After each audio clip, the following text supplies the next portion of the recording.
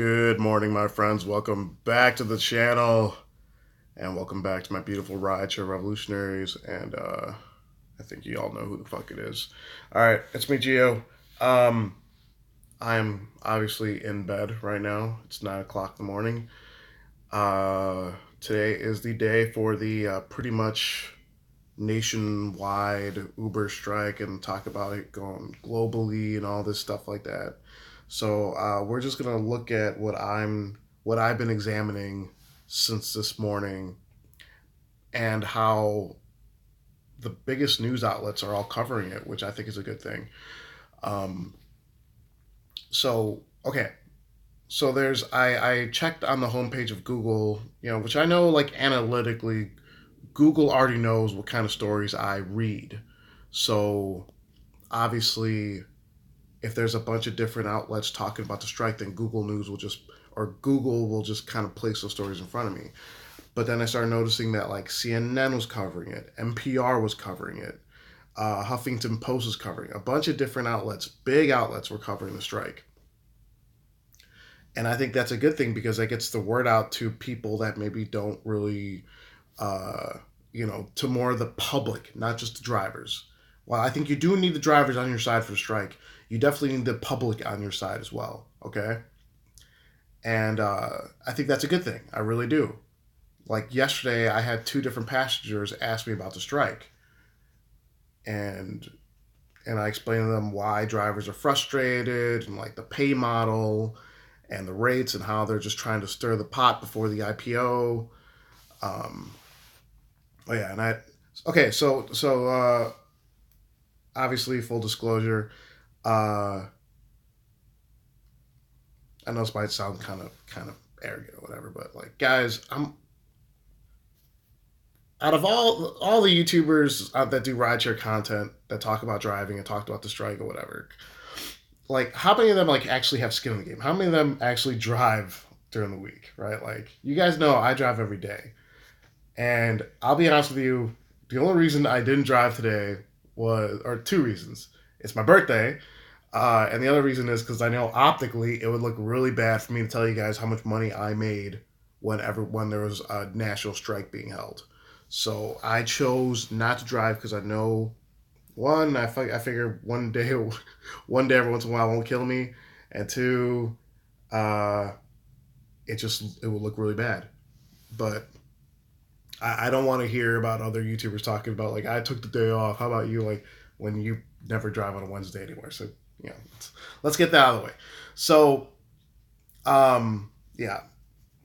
So I've been taking screenshots of what I'm noticing in the market right now, um, and yeah, let's go ahead and talk about that. So where's my screenshots? Where's my screenshots? There we go. Okay, this was at 8:22 in the morning. I don't know why it shows up like that. Scroll up. All right, sorry guys. This is 8:22 in the morning. Surge seemed kind of low. Nothing spectacular. I know for some reason it's not showing the top, but it's okay. So this was at 8:22 in the morning. That was the O'Hare TMP lot, the bum lot. 110 drivers there. Full select, meaning they only count 50 and 40 Uber XLs. That was a surge at 8:31. That seemed about normal. Yeah, that's if there was a legitimate strike, if 5,000 drivers took off this morning, then that surge would be much heavier. It really would. That was a surge at 8:41. That actually seems lighter than usual. There's usually more surge at this time on a Wednesday morning around 8:40. So that was a surge. Yeah, that's the same screenshot. Same screenshot twice. Sorry. That was a surge at 8:58. Again, that looks semi-normal. That looks like what you would expect to see. And that's the bum lot at 8:58.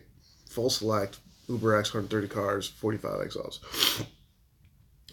So I'm going to go ahead and say, as of right now, the protest was a bust in Chicago because you didn't get the word out to enough thousands of drivers to create more demand to to it's all about demand, guys. Demand's always heavy on a weekday morning, and if demand seemed about the same, if the surge seemed about the same, then that means this relatively same amount of drivers are on the road as every other day.